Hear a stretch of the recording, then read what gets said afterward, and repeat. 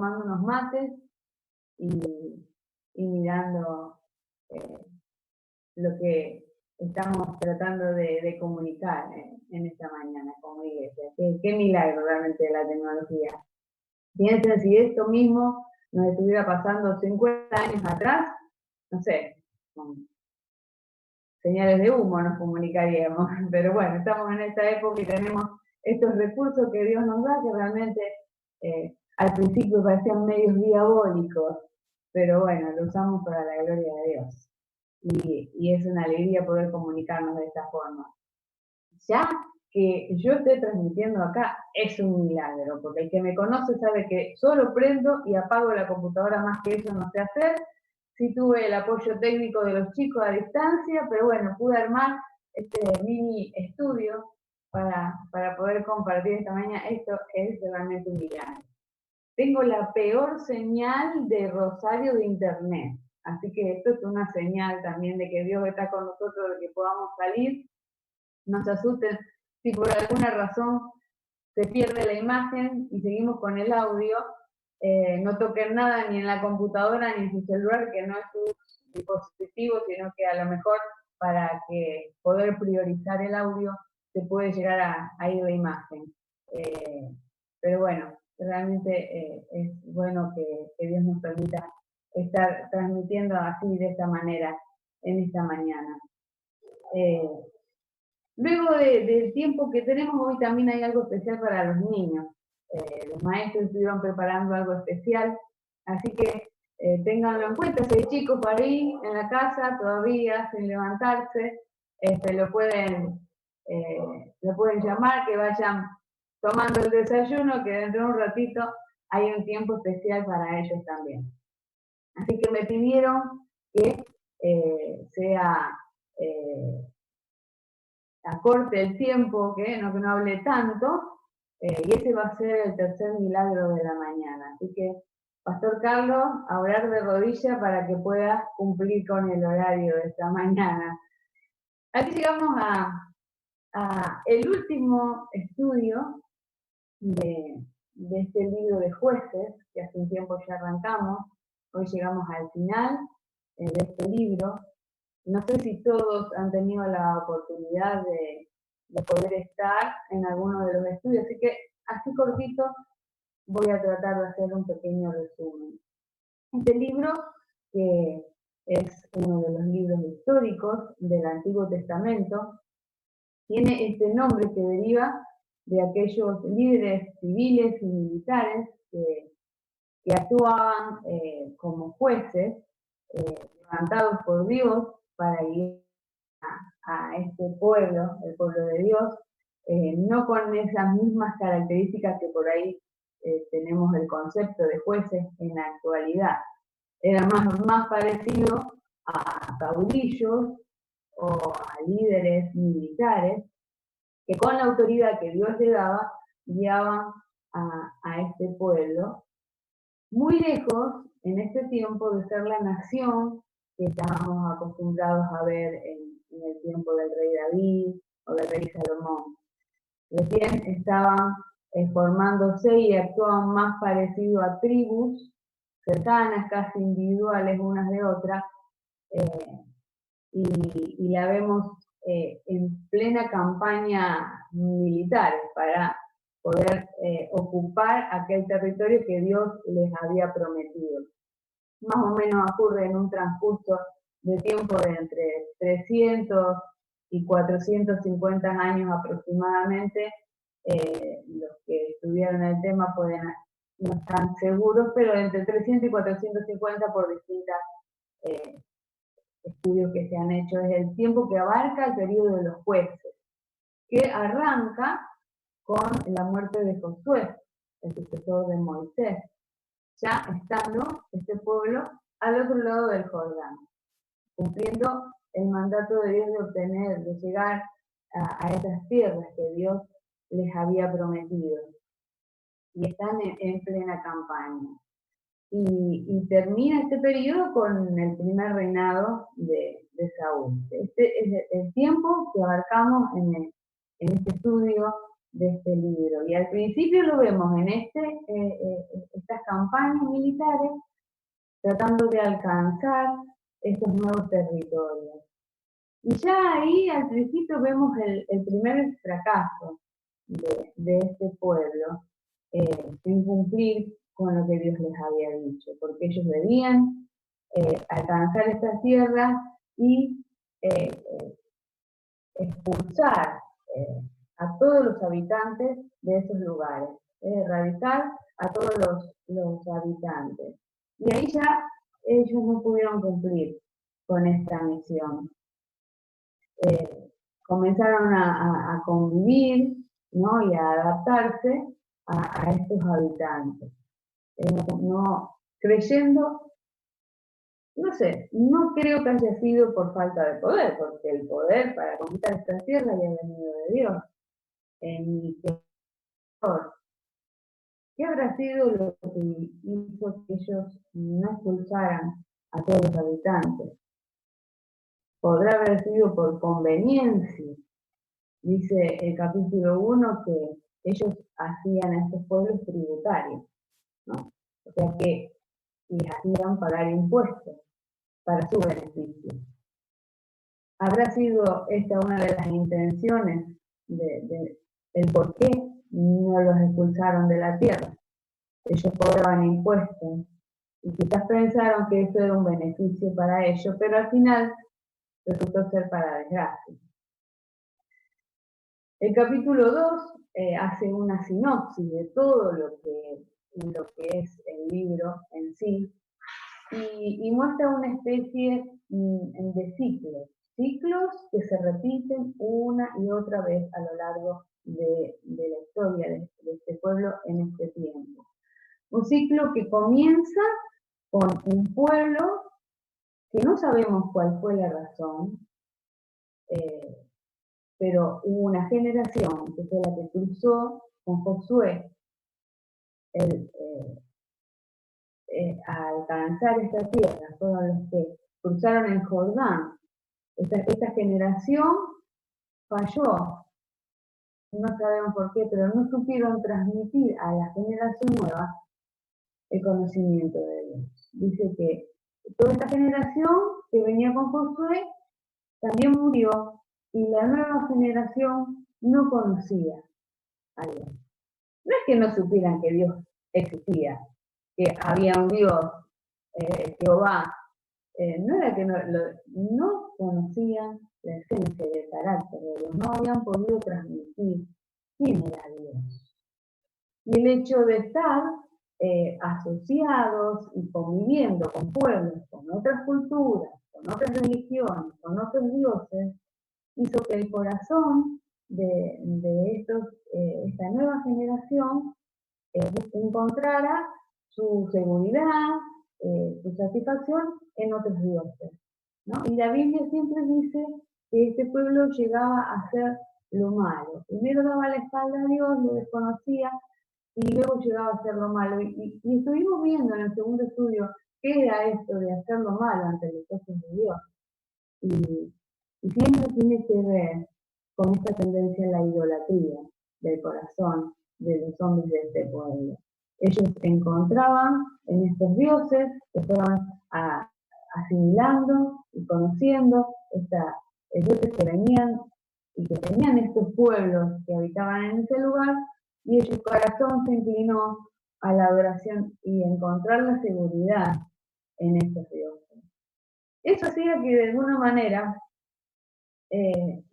Dios reacciona. Las palabras que se usan en el Antiguo Testamento son muy duras y parece mostrarnos a un Dios enojado, que dice que es enojado y como que los empuja, ¿no? Los hace caer en desgracia. Pero tenemos que ver esto en el contexto de toda la Biblia y conociendo quién es Dios. Imagínense un pueblo que decide darle la espalda a Dios y seguir, inclinarse ante otros dioses.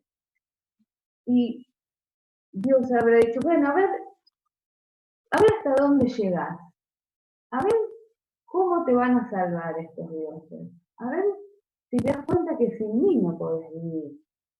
Ese es lo que quiere transmitir el autor, como lo dice también el apóstol Pablo en Romanos. A ver, yo me quedo acá, yo no me voy, estoy acá, me hago a un lado, a ver, ¿hasta dónde vas a llegar? Eso es lo que Dios está haciendo. Ponerte a un lado y dejar, a ver, ¿cómo vas a arreglártela así? Para un costado, Dios. Y el pueblo sigue en su idolatría. Y llegan a qué? A que estos mismos pueblos se diera vuelta la tortilla, ¿no? Y ahora estos pueblos empezaban a oprimirlos.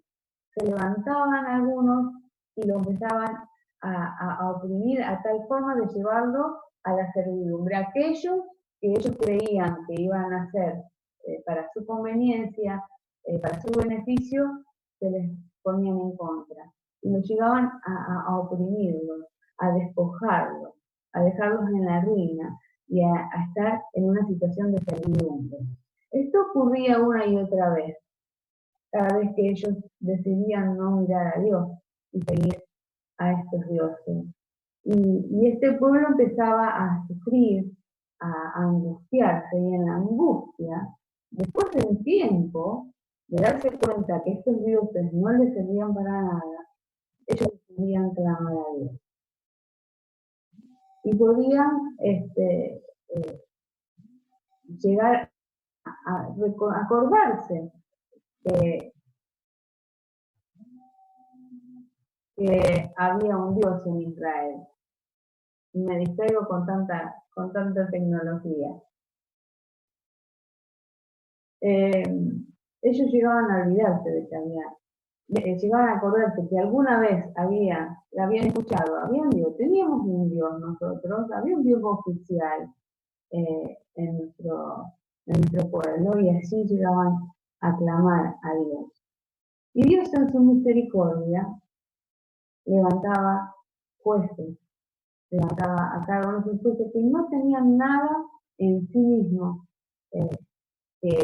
ningún atributo para llegar a hacerlo, eran solo la presencia de Dios en la vida de ella, y usados por Dios para determinados fines. Y levantaban estos jueces que llegaban y los libraban de estos enemigos y podían volver a tener tiempo de paz y de prosperidad. Y mientras estos jueces estaban viviendo entre ellos,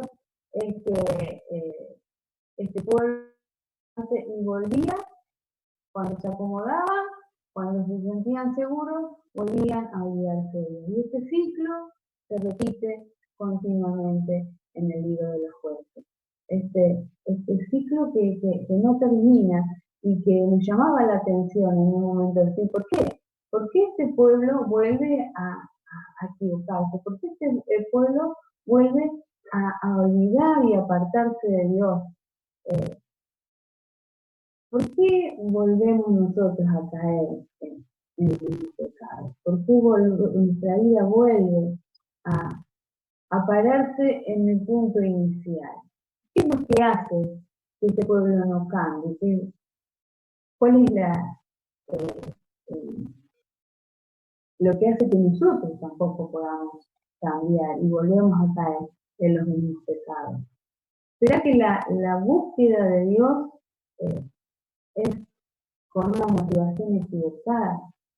¿Será que buscamos a un Dios de conveniencia, un Dios a la medida? ¿Será que este pueblo buscaba un Dios a su medida, que lo hiciera zafar de esa situación y luego se olvidaban de él? Para pensar, hay que transcurre y se ve a lo largo de todo el libro, que dice: en aquellos días no había rey en Israel. ¿Con qué propósito entonces está este libro? Con estas historias. También nos preguntamos en este tiempo, ¿por qué Dios permite que estas historias salgan a la luz? ¿Por qué decide dejarlas registradas para que sean recordadas en toda la historia. ¿Por qué tantos detalles, como la historia que vamos a leer hoy? Tantos detalles violentos, perversos, donde se muestra el egoísmo y lo bajo que puede caer el ser humano. Y bueno, es una pregunta que nos hacemos, ¿por qué Dios lo permite, no? Y qué nos quiere enseñar, qué nos quiere mostrar, dejando estas historias escritas. Y sobre todo la historia más perversa. El profeta Oseas la considera como, esta historia que vamos a leer, como el punto más bajo de la crueldad y la corrupción de este pueblo. Así que vamos a leer la historia de hoy en el capítulo 19 del libro de Jueces. Es un poco larga, así que si querés te pones mi mate ahí y te tomas mate, vas escuchando. Es importante leerla toda porque tiene muchos detalles y el autor los expone para que nos hagamos pensar en cuál es el mensaje que nos quiere dar. Jueces capítulo 19. Puedes tener ahí tu Biblia, puedes tener algún avión, algún papelito para dejar anotadas aquellas inquietudes o aquellas cosas que lleguen a tu corazón. Dice el capítulo 19, en aquellos días, cuando no había rey en Israel, hubo un levita que moraba como forastero en la parte más remota del monte de Efraín, el cual había tomado para sí mujer concubina, de Belén de Judea. Y su concubina le fue infiel y se fue de él a la casa de su padre, a Belén de Judea, y estuvo allí durante 4 meses. Y se levantó su marido y la siguió para hablarle amorosamente y llevaba consigo un criado y un par de asnos, y ella le hizo entrar en la casa de su padre. Y viéndole el padre de la joven, salió a recibirle gozoso, y le detuvo su suegro, el padre de la joven, y quedó en su casa 3 días, comiendo y bebiendo y alojándose allí. Y al 4.º día, cuando se levantaron de mañana, se levantó también el levita para irse. Y el padre de la joven dijo a su yerno: conforta tu corazón con un bocado de pan, y después os iré. Y se sentaron ellos dos juntos y comieron y bebieron. Y el padre de la joven dijo al varón: yo te ruego que quieras pasar aquí la noche, y se le agrará tu corazón. Y se levantó el varón para irse, pero insistió su suegro, y volvió a pasar allí la noche. Al 5.º día, levantándose de mañana para irse, le dijo el padre de la joven: conforta ahora tu corazón, y guarda hasta que decline el día. Y comieron ambos juntos. Luego se levantó el varón para irse, él y su concubina y su criado. Entonces su suegro, el padre de la joven, le dijo: he aquí ya el día declina, al anochecer, te ruego que paséis aquí la noche. Duerme aquí para que se alegre tu corazón, y mañana os levantaréis temprano a vuestro camino y te irás a tu paz. Mas el hombre no quiso pasar allí la noche, sino que se levantó y se fue, y llegó hasta frente de Jebús, que es Jerusalén, con sus par de asnos ensillados y su concubina. Y estando ya junto a Jebús, el día había declinado mucho, y dijo el criado a su señor: ven ahora y vámonos a esta ciudad de los jebuseos para que pasemos en ella la noche. Y su señor le respondió: no iremos a ninguna ciudad de extranjeros, que no sea de los hijos de Israel, sino que pasaremos a Gabaa. Y dijo a su criado: ven, sigamos hasta uno de estos lugares, para pasar la noche en Gabaa o en Ramá. Pasando pues caminaron y se les puso el sol junto a Gabaa, que era de Benjamín. Y se apartaron del camino para entrar a pasar allí la noche en Gabaa, y entrando, se sentaron en la plaza de la ciudad, porque no hubo quien los acogiese en casa para pasar la noche. Y aquí un hombre viejo que venía de su trabajo del campo al anochecer, el cual era del monte de Efraín, y moraba como forastero en Gabá. Pero los moradores de aquel lugar eran hijos de Benjamín. Y alzando el hijo los ojos, vio a aquel caminante en la plaza de la ciudad y le dijo: ¿A dónde vas? ¿Y de dónde vienes? Y él respondió: pasamos de Belén de Judea a la parte más remota del monte de Efraín, de donde soy. Y había ido a Belén de Judá, mas ahora voy a la casa de Jehová, y no hay quien me reciba en casa. Nosotros tenemos paja y forraje para nuestros asnos, y también tenemos pan y vino para mí y para tu sierva, y para el criado que está con tus siervos. No nos hace falta nada. Y el hombre anciano dijo: paz sea contigo, tu necesidad toda quede solamente a mi cargo, con tal que no pases la noche en la plaza. Y los trajo a su casa y les dio de comer a sus asnos, y se lavaron los pies y comieron y bebieron. Pero cuando estaban gozosos, he aquí que los hombres de aquella ciudad, hombres perversos, rodearon la casa, golpeando a la puerta, y hablaron al anciano, dueño de la casa, diciendo: saca el hombre que ha entrado en tu casa, para que lo conozcamos. Y salió a ellos el dueño de la casa y les dijo: no, hermanos míos, os ruego que no cometáis este mal. Ya que este hombre ha entrado en mi casa, no hagáis esta maldad. He aquí mi hija virgen y la concubina de él. Yo os la sacaré ahora. Humilladla y hacer con ella como os parezca. Y no hagáis a este hombre cosa tan infame. Mas aquellos hombres no le quisieron oír, por lo que tomando aquel hombre a su concubina, la sacó, y entraron a ella y abusaron de ella toda la noche hasta la mañana. Y la dejaron cuando apuntaba el alba.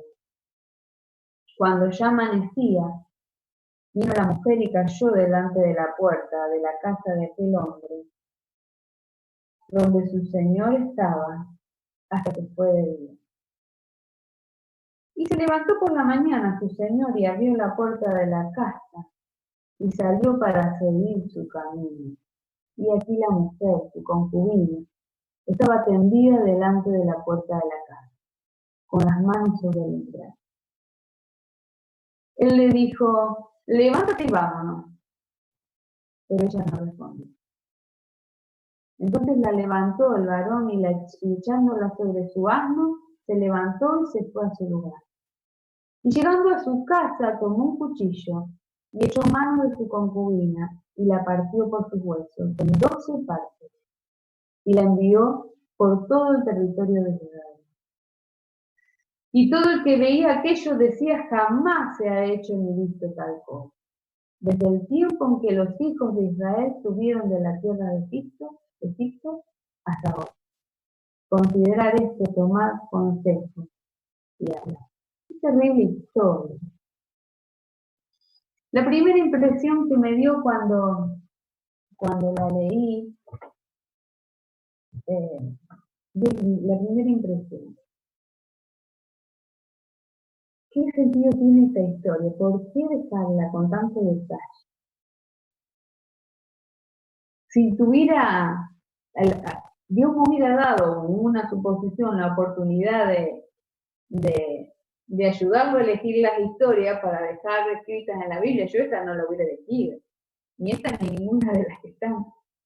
Es como la sensación de: Dios te deja mal parado esta historia. Era tu pueblo, y hacía todo tu pueblo.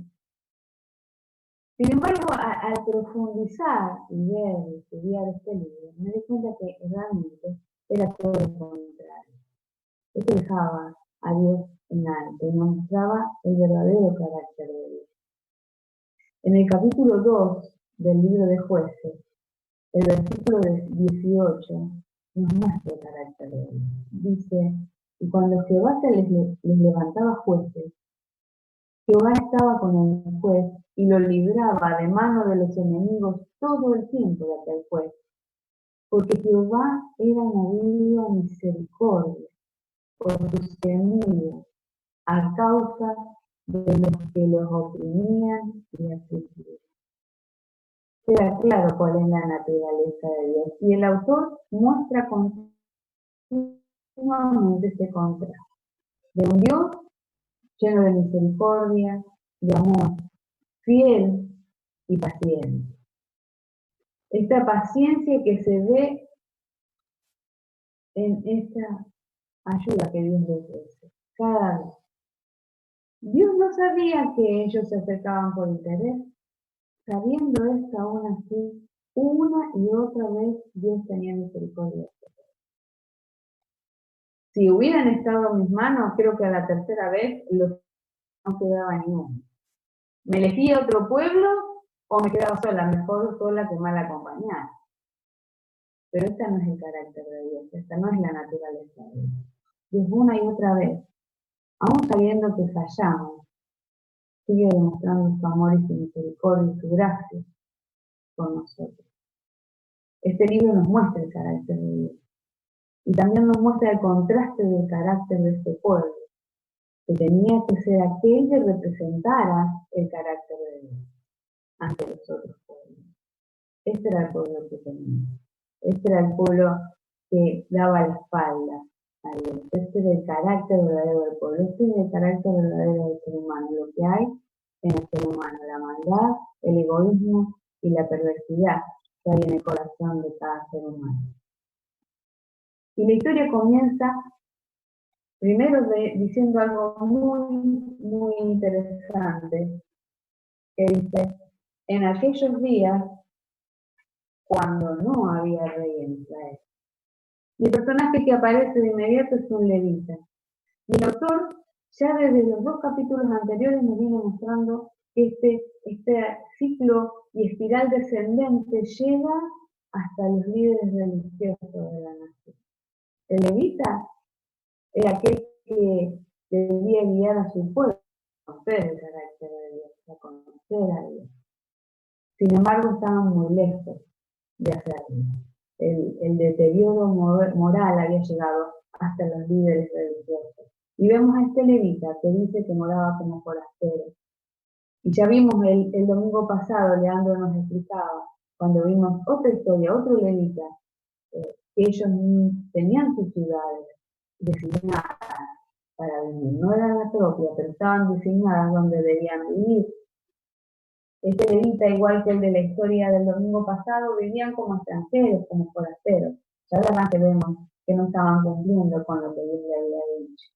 Veíamos al levita del domingo pasado llegando a tener un ministerio por conveniencia, por esta conveniencia.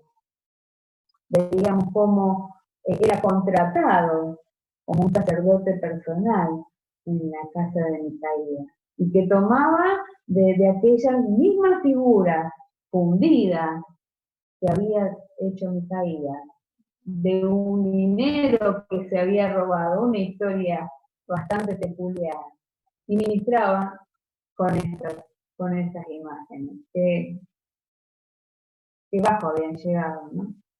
Hasta el sueldo que le pagaban está escrito en la Biblia, y él se alegraba de llegar a ser el sacerdote de aquella familia.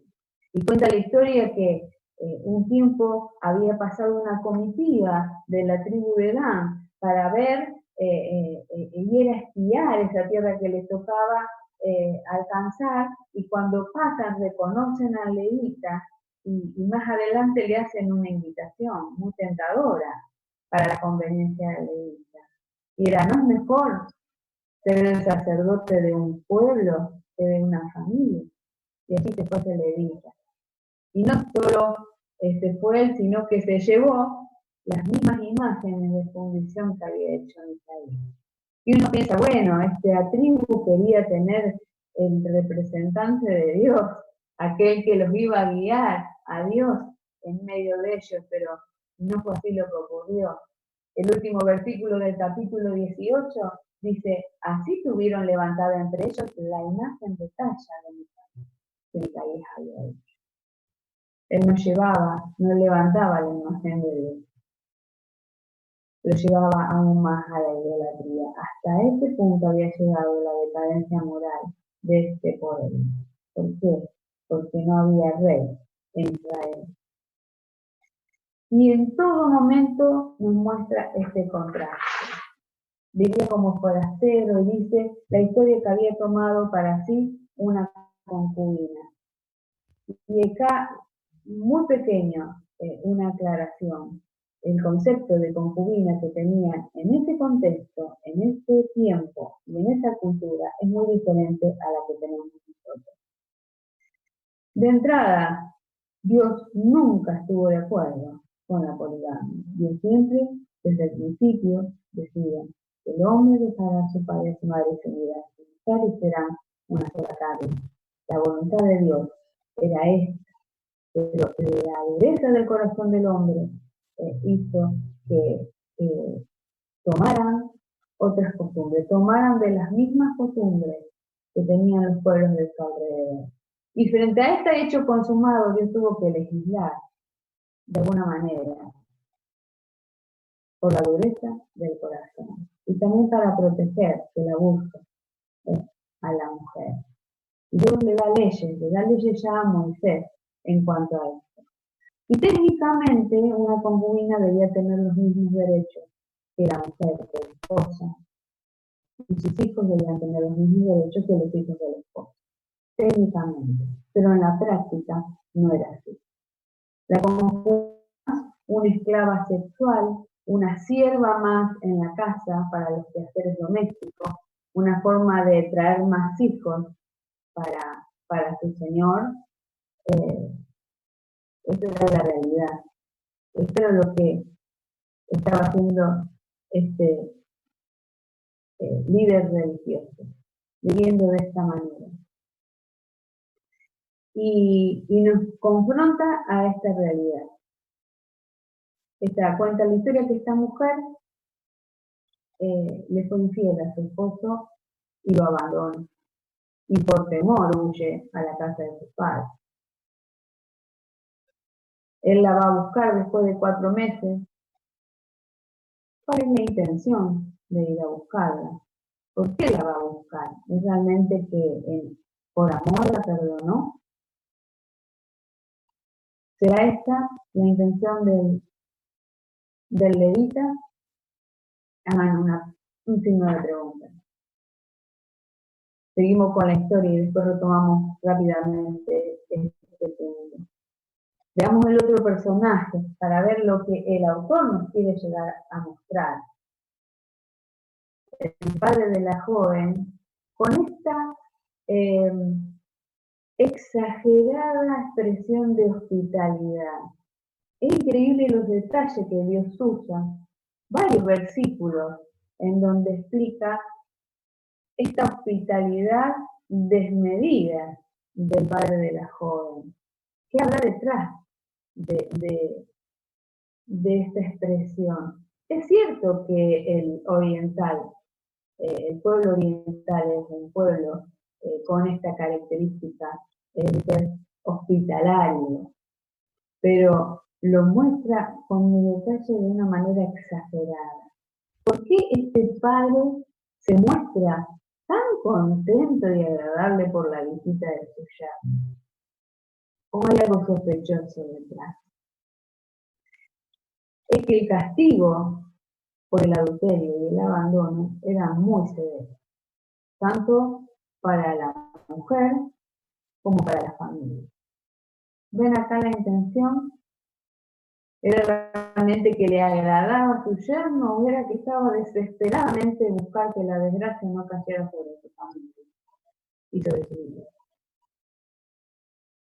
El autor nos quiere mostrar que hay en el corazón egoísta de este hombre, de este padre, y también el deseo egoísta de este esposo que lo que intenta buscar es lo que le pertenecía, una posesión, algo que él había adquirido. Lo vemos a través de la historia que no era amor lo que lo motivaba. ¿Por qué este levita no quiso habitar, no quiso parar y pasar la noche en un pueblo enemigo, en un pueblo extranjero? ¿Qué había de malo en el pueblo extranjero que no hubiera en su propio pueblo, porque finalmente llegaron a la ciudad de Gabá, que era de la tribu de Benjamín, sus hermanos israelitas. ¿Qué había de seguro en esta ciudad que no había en las ciudades de alrededor? Y esto también nos contrasta el autor, en mostrarnos que no eran distintos, que eran exactamente iguales que los pueblos paganos de alrededor. Que este hombre no era distinto a aquellos hombres perversos de Gabá, porque no lo movió el amor por la mujer, lo movieron sus deseos egoístas, y no fue mejor que ellos al tomarla y forzarla y sacarla de la casa para salvar su pellejo. El contraste que nos quiere mostrar y lo que permanentemente en el libro después encontramos es a dónde llega el hombre, a dónde llega el ser humano, el hombre en general, el hombre y la mujer, cuando Dios no está gobernando nuestra vida. ¿Qué había de malo en esta plaza para elegir la casa de este anciano? Continuamente nos confronta esta realidad. No había diferencia entre el levita y estos hombres perversos. Tenía el mismo sentido egoísta.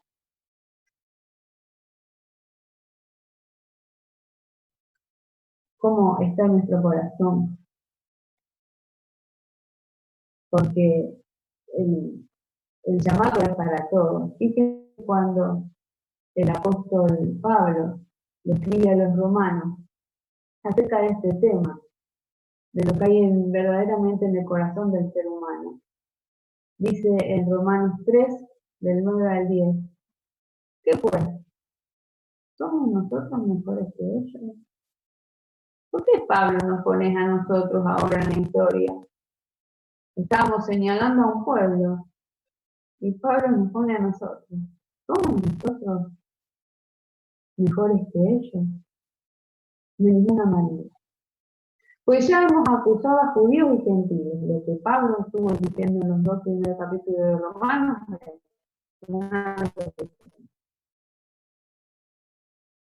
que todos estamos bajo pecado. Como está escrito, no hay justo ni uno. Esto se trata este libro, mostrarnos lo que hay verdaderamente en nuestro corazón. Esta historia que leímos hoy termina con un final trágico, una masacre en el capítulo siguiente. Casi un pueblo exterminado por completo, levantándose un pueblo contra pueblo, el pueblo de todo el escogido de Dios. Este era el pueblo que había llegado. ¿Y cómo termina el fuerte? El último versículo del libro dice esto. En estos días no había rey en Israel. Cada uno hacía lo que bien le parecía. ¿Cómo que no había rey en Israel? Sí había rey, pero no le tenían en cuenta.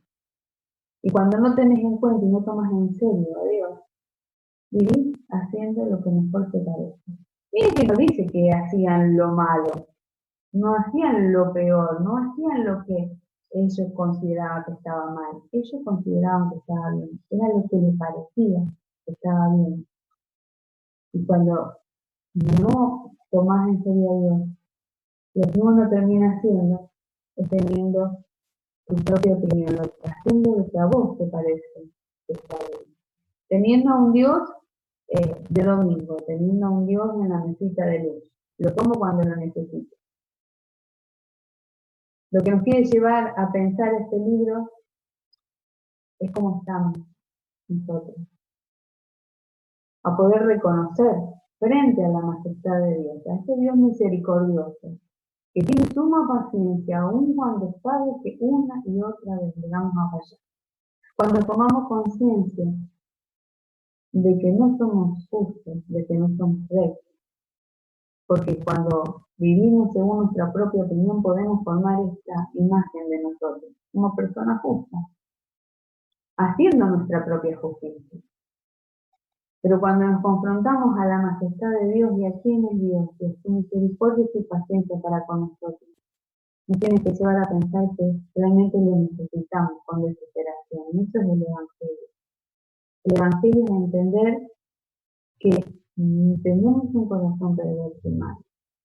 Y usted puede decir, yo nunca hice lo que hicieron este pueblo, pero ¿qué es sus pensamientos? De lo que hay en la intimidad de tu sentimiento, de tu corazón.